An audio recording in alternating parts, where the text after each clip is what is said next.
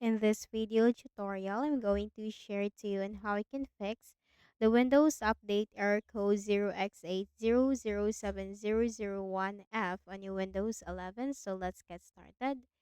Go to the Windows search bar and type CMD. Click Run as Administrator in the right pane.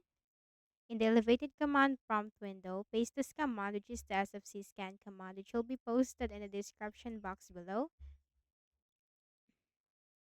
Control V to paste and hit enter. Now the system scan will begin, so you just have to wait for the process to be 100% completed.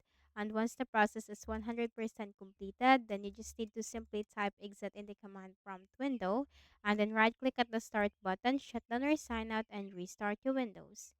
The next method, go to the Windows search bar again, type CMD, click run as administrator, and copy the DISM command, which will be posted in the description box below. Control C to copy and then Control V and hit enter. And again, the scan will begin. So simply wait for the process to be completed. So here's the thing, if you're getting stuck, just patiently wait for that until the process will continue because it depends from Windows to Windows. But anyway, once it is completed, just again type exit in the command prompt window. Then right click at the start button, shut down or sign out and restart. And the last thing that we can do is to click on the start button and go to settings. From the list of options on the left pane, click on system. Scroll down and click on troubleshoot. Click other troubleshooters.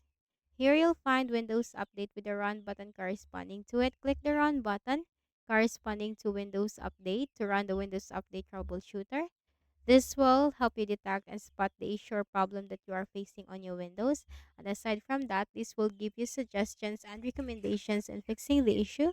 So follow its suggestions and recommendations to fix the issue. And after running the Windows Update Troubleshooter, do not forget to restart. So like from here, you can simply type your error from here.